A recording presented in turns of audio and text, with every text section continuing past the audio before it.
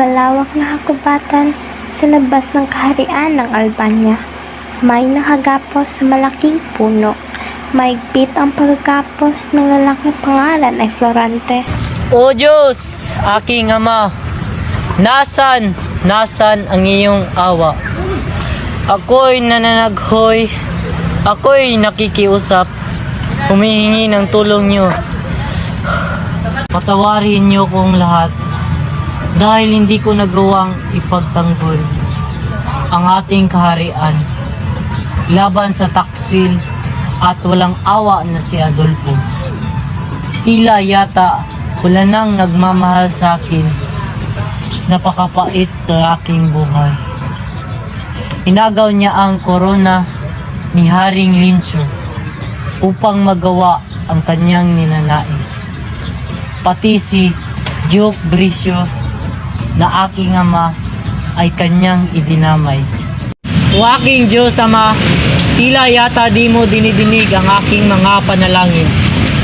Hindi ko tuloy maalis sa aking isipan na ayaw niyo na akong tulungan. Habang si Florante ay namimighati, may isa namang nagdadalamhati sa pag-ibig, isang gererong Moro na ang pangalan ay Aladdin. Oh Florida! Oh Tadhana!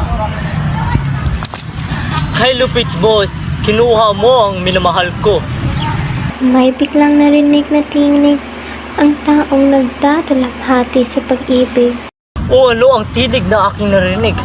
Tinig ng isang nagiginapis na tao. Sino kaya siya? Talagang ako'y minamalas. Ako'y pinapahirapan sa kamay ng taksil na Adolfo, si Adolfong malupit at higit pa sa halimaw na manakit. Kaawawang tao. Lahat ng kanyang tuway natapos nang siya'y pinahirapan at pinagtaksil. Kailangan ko namang madali. Baka hindi ko maligtas ang taong iyon.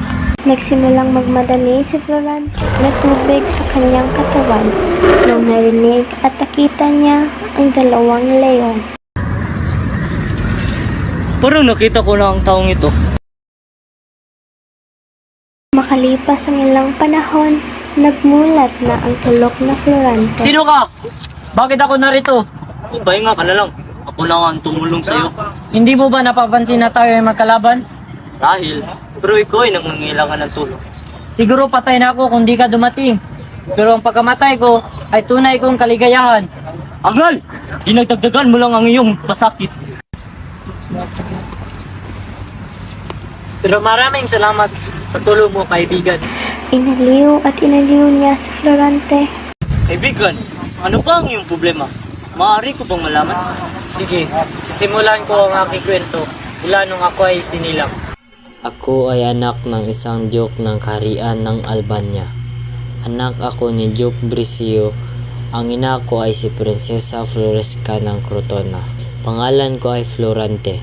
9 na taon pa lang ako. Dala ko na ang panat busog ko. Gagamitin ko ang mga iyon upang tirahin ang mga hayop. Nakalipas ang mga taon at ayon sa aking ama, napaaralin niya ako, ngunit ayaw ng aking ina na si Prinsesa Flores. Hindi ako sangayon, bakit ba? Dahil mas maganda ang pagtuturo roon. Kung hindi siya mag-aral, ano kaya ang kanyang kinabukasan? Sino mag-aaruga sa kanya roon?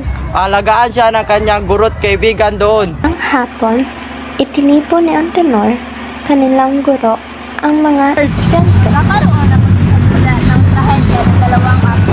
Si Florante ang manguna bilang Polineso at si Adolfo naman bilang Miltiades. Nagsimula na ang dula-dulaan nang biglang nanglisik ang mga mata ni Adolfo kay Florante. Adolfo! Itigil mo ang iyong kaibangan! Makalipas ang 1 taon, may sulat na dumating para kay Hindi! Mahal ko ang ina! Bakit mo ko iniwan? Di man lang tayo nagkita sa matagal na panahon. Hindi! Hindi ka maaaring mamatay! Umuwi si Florante sa Albania at may mensahero ang nagbigay ng sulat. Magandang araw po. Humihingi ng tulong ang Crotona sa inyo dahil nanganganib po na masakop ni General Osmali. Mahal na hari, ang aking anak na si Florante. Ang binata sa aking panagin Siya ang papalit sa aking ginintuang upuan. Pagsamantala, pamunuan mo ang upo patungong Cotono.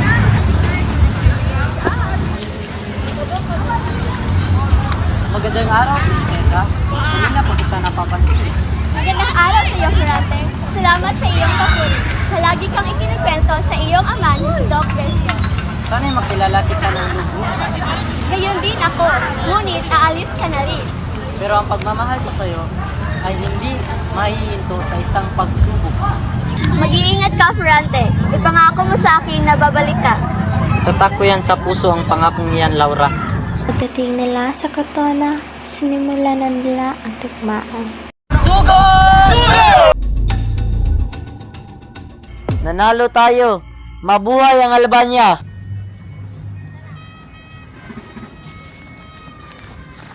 Anong ibig sabihin nito? Huwag ka na lang magsalita. Sumama ka na lang sa amin.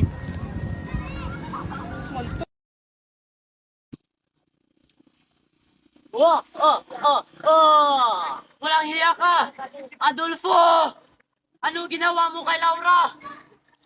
Dapat mo'y alalahin ay iyong ama't ang hari. Papatayin talaga kita! Adolfo! Alam na ang nangyari pagkatapos nito. Hayaan mo naman ako magkwento, kaibigan. Ako si Alati, anak ako ni Sultan Aliado. Ako ay nandito dahil pinagtasilan ako ng aking ama. Ano nga ako, Adolfo? Tahimik! Tigil mo yan! Nakarinig ka ba ng nag-uusap?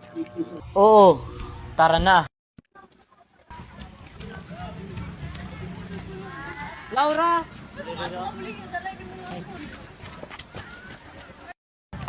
Hayaan mo ako ikwento ang lahat. Nang ikaw ay nawala, naging magulo ang Albania. Madalas akong pagtangkaan ni Adolfo. Pinaslang niya ang aking amang hari at ang iyong ama na si Doc Brescio.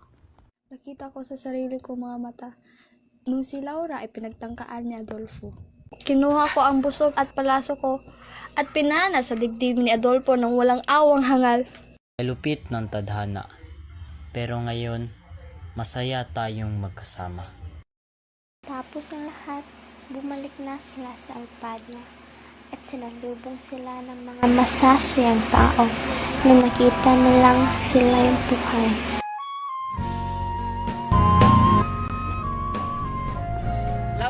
Kaagad naman dinaraos ang kasal nila Ferrante at Laura kasama sina Aladdin at Florida. Aladdin, itatanggap mo ba si Florida bilang iyong kabiyak magpakailanman? Opo, Padre.